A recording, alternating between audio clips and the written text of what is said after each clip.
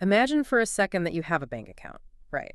But instead of holding money, this account holds your actual biological lifespan. Oh, wow.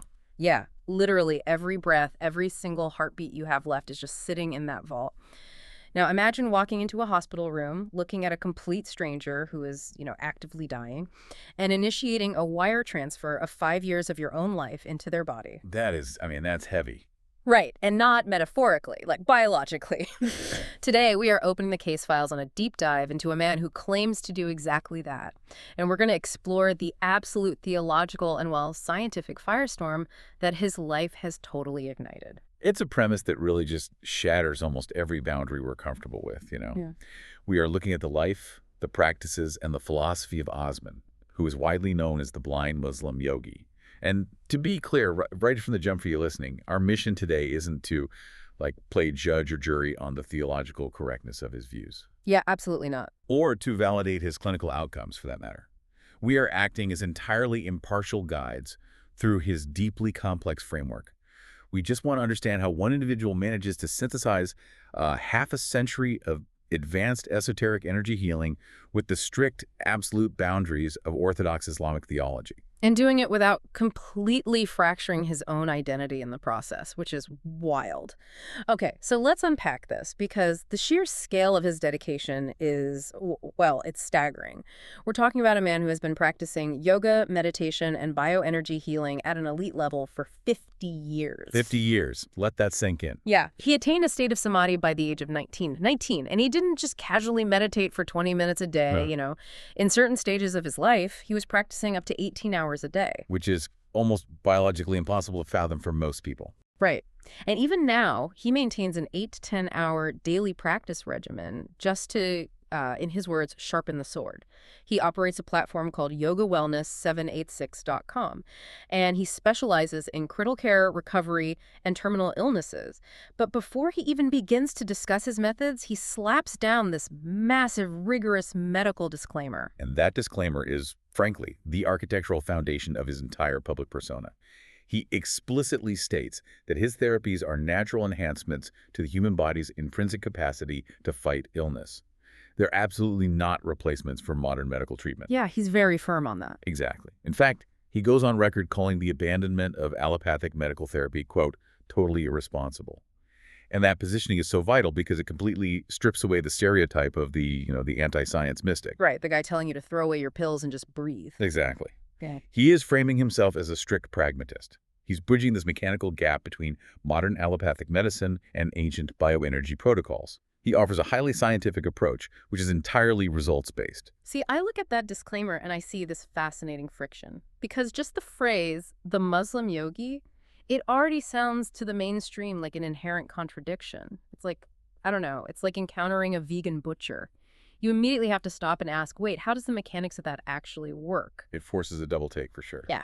You have the allopathic world, which relies on observable chemical interventions, right? And then you have Osman claiming master-level telepathic healing capabilities and utilizing principles of quantum entanglement. How does he theoretically bridge those two? Well, let's look at the theoretical mechanism he's suggesting. In the realm of quantum biology, there's this ongoing exploration of how subatomic phenomena might actually influence macrobiological systems. Quantum entanglement, just in pure physics, describes particles that become so interconnected that the state of one instantly influences the state of the other, completely regardless of physical distance. Right. Einstein called it spooky action at a distance. Exactly.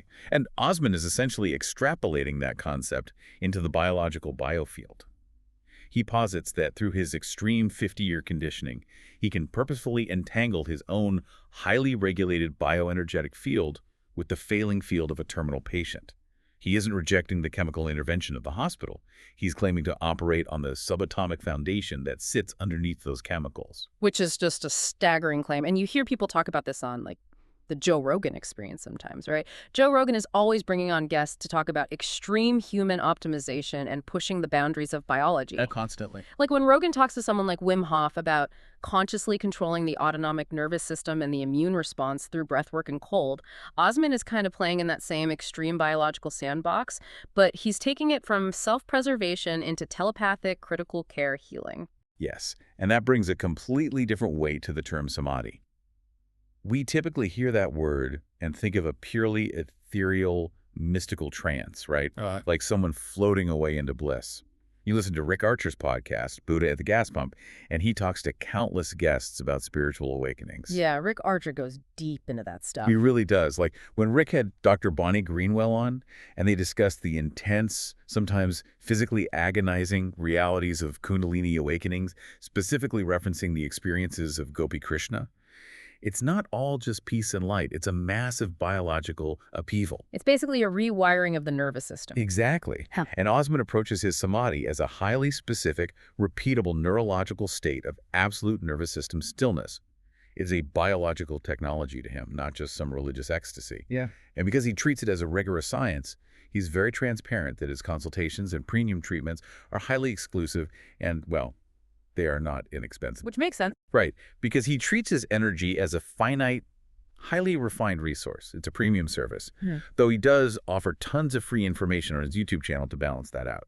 Yeah, we'll definitely get into his free resources later because he gives away so much of the methodology. But this brings us to the inevitable collision, right? Because when you take a technology developed and preserved by one specific culture and you inject it into the theological framework of completely different, highly orthodox culture, you get friction. Immense friction. And Osman faces an incredible amount of it. I mean, he openly acknowledges that the vast majority of Islamic scholars completely forbid the practice of yoga and meditation. The accusations levied against him are not light at all. No, they're existential threats. Exactly. He's dealing with scholars asking him point blank, are you playing God? Are you an apostate? Are you engaging in polytheism? Are you mimicking the religious practices of Hindus? I mean, that is a barrage of threats to his identity as a devout Muslim. And his defense against those accusations is fascinating. It requires this surgical separation of mechanism from dogma. Osman argues that while Hindu culture beautifully preserved the form of yoga and, coined the terminology we use today, he doesn't believe the actual source code of yoga is exclusively Hindu. Right. Nor does he believe it is inherently tied to polytheism. He views the culture as the librarian, essentially not the author of the human nervous system. I'd actually push back on how clean that separation really is, though. Like, can you truly separate a breathwork technique designed to move prana, which is a deeply spiritual concept of life force, from the spiritual framework of prana itself? Think of physical yoga postures. Are they just stretches, or are they embodied prayers? It's a great question. Think of the physical postures in the breathwork like an open source operating system. Ah, okay, I like that analogy. Right. The original developers wrote that code within a specific environment for a specific purpose, perhaps spiritual evolution within a Vedic framework. We see this discussed a lot on the Ranveer show, actually. Ranveer Alabadia constantly brings on Vedic scholars and historians to trace the deeply spiritual roots of these ancient Indian practices. Yeah, that show is amazing for the historical context. It is. But what Osman is arguing is that you can take that exact same open source code, completely strip away the original cultural user interface, and install it on a completely different machine. You can install it for Islamic physical wellness, and the raw biological code still compiles and runs perfectly. Ah, I see. A spine inflection is a spine inflection. The vagus nerve responds to slow exhalations regardless of the deity you happen to pray to. That is a really profound way to look at human behavior. It kind of asks you, the listener, to audit your own daily routine. I mean, how many practices do you engage in every single day that originated in a completely different faith or ancient culture, but you use them entirely divorced from their original context? Right, like drinking coffee. Exactly. We drink coffee, which was popularized by Sufi mystics for late-night prayer, yet nobody worries they are accidentally engaging in a Sufi ritual when they're at Starbucks. That's a perfect example. Osman is essentially demanding that same objective lens be applied to the technology of the body. And to intellectually defend that stance within his own religious community, he constructs this highly analytical sociology of the global Muslim population. Yes, his 3 tiers. Right. He categorizes believers into 3 distinct tiers to explain precisely where his authority to practice comes from. Let's break those down. He starts with level 1, which he calls the baseline Muslims. These are individuals who believe in the fundamental attestation of the faith that there is one God and Prophet Muhammad is the messenger. But he's very pragmatic about this group. Extremely. He notes that these folks might still go to nightclubs, they might consume alcohol, or even commit crimes. He observes that human nature inherently includes a spectrum of behavior, completely regardless of the religious label someone wears. And then Building on that baseline, he introduces level 2. These are the nuance seekers, the scholars. These are the individuals who dedicate their lives to understanding the deep restrictions, the requirements, and the intricate differences in jurisprudence across various sects. And it is within this tier that Osman introduces what I find to be his most brilliant illustration, the Norway conundrum. Oh, the Norway example perfectly captures the friction between rigid text and biological reality. So the core requirement of Ramadan is to fast from sunrise to sunset. That's the theological law. But Osman asks us a very practical question. How do you physically execute that law in Norway, where depending on the latitude and the season, the sun literally does not set for 30 continuous days? Right, let's just look at the raw biological reality of that. If a human being attempts a total fast from food and water for 30 unbroken days, we are no longer talking about spiritual discipline. No, you're talking about a hospital visit. You're talking about severe dehydration, ketoacidosis, organ failure, and death. Biology literally forces the hand of theology. And historically, Islamic scholars engaged in a process called ijtihad, which is independent reasoning. They recognized that the law must be interpreted and adapted because the geographic extreme made literal compliance physically impossible. So if a geographic extreme forces a theological adaptation to basically prevent death, it implies the rules are inherently designed to serve and protect human survival, not to destroy it. Precisely. And Osman takes that precedent and applies it directly to his healing. If extreme geography dictates how you interpret the practice of your faith to survive, then extreme biology, like the urgent need for critical care, healing, and eternal patient, can also dictate how you apply outside tools like yoga or bioenergy. It establishes a theological precedent for extreme flexibility based purely on survival and logic. What complicates that, though, is whether this tier system is just a highly elaborate, convenient loophole for him. Because he then defines level 3, which are the strictly practicing Muslims. These are the people who pray 5 times a day, avoid all major prohibitions, and actively practice major recommendations. And they're a tiny minority. Right. Osman estimates they make up a tiny fraction of a percentage of the global population. And perhaps unsurprisingly, he places himself simultaneously in level 1, level 2, and level 3. He claims he has the strict discipline of level 3, but the deep scholarly understanding of level 2, which gives him the authority to form his own educated opinions. Which naturally makes people skeptical. Yeah. Is he just building a philosophical castle where he gets to be the king who bends all the rules? It is a vital skepticism to maintain, for sure. Is it a loophole, or is it a legitimate tradition? But within the historical context of Islamic jurisprudence, interpreting law based on extreme circumstance or deep scholarly understanding is not a fringe loophole. It is the recognized tradition of ijtihad. By positioning himself as a level 3 practitioner holding level 2 knowledge, he's asserting that his practice of yoga doesn't stem from a careless ignorance of his religion. It stems from mastery of it. Exactly. A profound, educated, and recognized legal understanding of it. He's working within the system to expand the system. Which transitions beautifully into his next defense. Because once he establishes his theological right to interpret his faith, he just drops the complex theology entirely and appeals to raw, undeniable common sense. This is his winter coat analogy. It's remarkably simple, yet it just cuts through decades of dogmatic debate. Osman argues that if you step outside and it's 4 or 5 degrees Celsius, you put on a heavy winter coat. You don't freeze in the snow while frantically searching the Quran or a hadith for a specific verse commanding you to dress warmly. Right, you'd freeze to death looking for the text. Exactly. You put the coat on because it's an immediate common sense requirement for your biological well-being. And he parallels that winter coat to the mountain of modern scientific data. We are sitting on over 50,000 peer-reviewed scientific studies proving the tangible benefits of mindfulness meditation, specific physical yoga postures, directed breath work, and wholesome foods. And let's examine the mechanics of those studies, because that is what Osman is really relying on. This reminds me of episodes of the Huberman Lab podcast.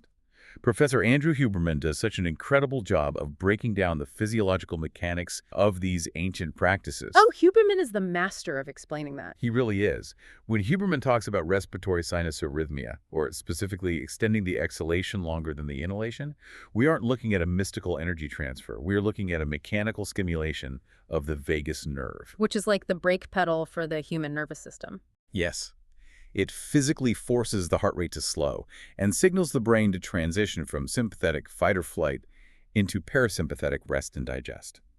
Furthermore, focused meditation has been shown in epigenetic studies to actually alter gene expression, down-regulating inflammatory genes. Which fits perfectly with Osman's scientific results-based methodology. So his argument is that ignoring the mechanical reality of your own vagus nerve or your epigenetics, simply because a holy book didn't explicitly map out the human nervous system thousands of years ago, well, it's as foolish as freezing to death because scripture didn't mention winter apparel. Biological optimization doesn't require spiritual subscription. Right. It's so pragmatic. It honestly reminds me of the mindset you hear on the Mel Robbins podcast. Mel Robbins is all about that zero excuse, practical, common sense approach to changing your life, like her 5-second rule. Osman is applying that exact same pragmatism to 50-year-old esoteric sciences. That is the exact thesis of his platform, Yoga Wellness. He explicitly strips out any tantric chanting, any worshipful incantations, or any theological devotion to multiple deities. He's practicing entirely for the biomechanical and physiological health benefits. He has isolated the medicinal compound from the cultural plant. Which took him a lifetime. I mean, he spent his life tirelessly trying to simplify these incredibly complex protocols to achieve real results as easily as possible. And it's worth noting that while his critical care energy work is highly exclusive, he actively works to revive this ancient science for modern society. He gives away so much. He does. He offers extensive, completely free advice, direction, and techniques on his YouTube channel. He wants to improve health, peace of mind, and relationships by making the mechanical benefits of yoga accessible to everyone. You don't have to engage his paid services to get the benefits of his methodology. Right, though he does have a Patreon channel for paid live, daily video lessons and one-to-one consultations if people want to go deeper. Exactly. But, and this is where the narrative takes a really sharp left turn, Osman doesn't just view yoga as a benign way to stretch your hamstrings or, calm your anxiety. He reveals a hidden, almost subversive history of the practice that entirely changes how we view a modern yoga studio. This is a massive paradigm shift. He points out that yoga and qigong, the ancient practices of energy cultivation, have historical applications that extend far beyond wellness and religion. Historically, in various Far East cultures, these sciences were strictly kept secret. Furthermore, they were completely forbidden by ruling classes and emperors for decades. See, when I first heard that, I thought, why would a king ban a breathing technique? It sounds absurd. Until you hear Osman's reasoning. He argues that these practices were banned because they unlocked PQ in performance, evolved critical thinking, and ultimately created independent thinkers. Which is the absolute last thing a tyrant wants. Right. To understand why a ruling class would fear breath work, we have to look at the neurology of control. Tyranny and authoritative control generally rely on manipulating the populace's fear response, specifically targeting the amygdala and the HPA axis, which is the body's stress response system.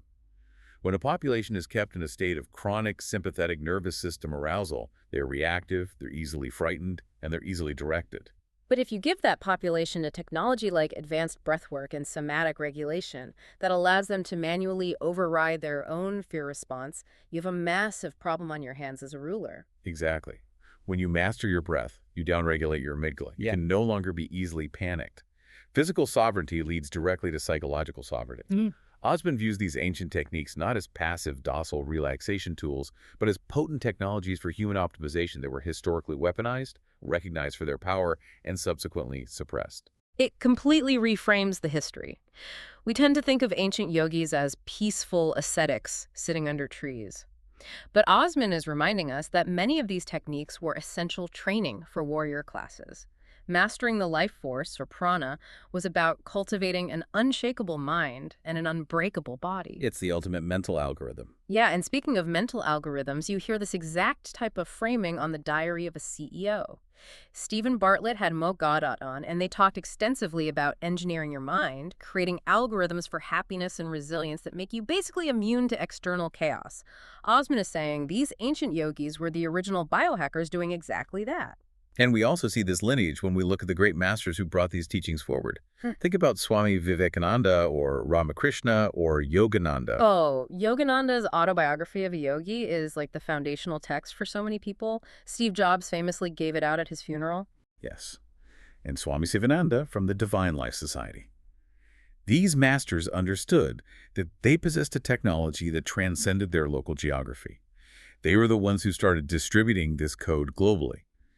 And Osman believes that same suppressed technology is exactly what modern society needs for sports performance, for extreme business performance, and for thriving in high-stress financial environments. He's taking the ultimate anti-tyranny technology and applying it to modern survival. You see guests on the School of Greatness with Lewis Howes talking about this all the time, like Tony Robbins or Dr. Joe Dispenza talking about putting yourself in a peak state to overcome business and physical challenges. And that concept of human optimization, of pushing the biological system to its absolute limits, reaches its most dangerous edge when Osman discusses his primary life's work. Which brings us back to the hook of our deep dive today, the energy healing. Because here, the stakes escalate from wellness and mental clarity directly to life and death. Right. He claims to have found a scientific way to increase, control, and ultimately transfer his own life force energy to stick people. We touched on the theory of quantum entanglement earlier, but the sheer physical danger he puts himself in is what makes this so incredibly complex. He openly admits that he risks losing his own life during these critical care sessions because he's actively playing with his life force. Let's look at the thermodynamic theory of what he is proposing, right? Yeah. Think of the work of someone like Deepak Chopra, who talks a lot about quantum healing in the body as a network of energy and information. Right, shifting the physical through the energetic. Exactly. In physics, energy cannot be created or destroyed, only transferred. If we apply that to his concept of the biological biofield, if Osman is entangling a highly charged, healthy system, his own, with a failing, depleted system of a terminal patient, the energy must reach equilibrium. It's basically the laws of thermodynamics applied to the soul. Yes. He acts as a resonance tuning fork, forcing the failing system to entrain to his healthy frequency. But the cost is thermodynamic drain. He is literally pouring his own biological battery reserves into another human being. Which introduces an absolute ethical and theological minefield. I mean, in Islam, as in almost all major world religions, the act of suicide, the intentional taking of one's own life, is strictly, unequivocally forbidden. So if Osman knows that transferring this energy could literally kill him, is risking your life to heal a stranger akin to a slow, deliberate suicide. With the ultimate moral paradox. How do you reconcile a practice that might kill you with a faith that forbids you from dying by your own hand? And Osman's justification is just a profound piece of ethical calculus. He anchors his defense in a core Quranic principle. Right. The decree that saving one single human life is equivalent in the eyes of God to saving the entirety of mankind, and conversely, that killing one person is akin to killing all of mankind. It is a beautifully heavy concept. This actually makes me think of the podcast Soul Boom with Rainn Wilson. They constantly explore these deep sacrificial intersections of faith and human suffering. Osman takes the absolute strictest reading of that verse and just entirely embodies it. If saving one life is mathematically equal to saving all of humanity, then literally any risk is justified. Exactly. He states on the record that if he dies in the process of transferring his life force to save a patient, it would be a proud death. He completely rejects the idea that any human being is unworthy of being saved, regardless of the cost to himself. What's truly fascinating here is the sheer utilitarian empathy rooted deeply within his scripture. He is taking the ancient esoteric concept of moving life force, a concept native to Eastern energetic traditions, and he is validating its extreme risk using the rigid moral absolutes of Orthodox Islam. He views himself simply as a biological conduit. It completely shatters the modern westernized idea that ancient energy practices are purely for, self-serving enlightenment or narcissistic wellness. Right. He isn't sitting on a mountaintop seeking personal nirvana. He is in the trenches of critical care, applying 50 years of rigorous, agonizing practice to pull people back from the absolute brink of death. And he is doing it by synthesizing a theoretical application of quantum physics with the deepest, most sacrificial compassion mandated by his faith. That synthesis is the absolute key to understanding Osman. He does not discard his religious framework for the sake of science, nor does he ignore scientific reality for the sake of religious dogma. He assumes that truth is singular. He uses the scientific method and empirical practice to understand the mechanics of the energy, and he uses his highly educated religious framework to guide the ethics of how he applies it. Let's just take a breath and look at the incredible landscape we've mapped out today. We started with the immense tension of a Muslim yogi facing severe scholarly pushback. We explored the deep historical precedents of theology bending to biology with the Norway conundrum. We stripped away the dogma to find the pragmatic winter coat view of physiological wellness. Right. And we uncovered the hidden rebellious history of breathwork as a tool for creating ungovernable independent thinkers. And finally, we arrived at the ultimate intersection of quantum entanglement, biological life force, and sacrificial religious ethics. It is a journey that aggressively forces us to audit our own categorizations. Osman's story challenges the rigid walls we build. We are so accustomed to putting allopathic science, orthodox religion, and ancient energetic traditions into entirely separate locked boxes. We just assume they are naturally at war with each other. Exactly. But if a blind yogi can find a single thread that sews all three of those massive paradigms together for the express purpose of saving human lives, well, it forces a mirror onto the listener. What artificial boundaries are you letting dictate your reality? What incredibly powerful tools or ideas are you entirely ignoring simply because you don't like the cultural or philosophical box they were packaged in? That is the exact question I want you to sit with today. Think about the boundaries on your own map of reality. Are they actually real protective borders based on truth, or did someone else just draw them there a long time ago? If you want to explore more of his methods, remember to check out his website, yogawellness786.com, or search for The Blind Muslim Yogi on Apple Podcasts or Spotify. Thank you so much for joining us on this deep dive into the boundary-defying world of Osman. Keep auditing your beliefs, keep challenging the boxes, and most importantly, stay curious.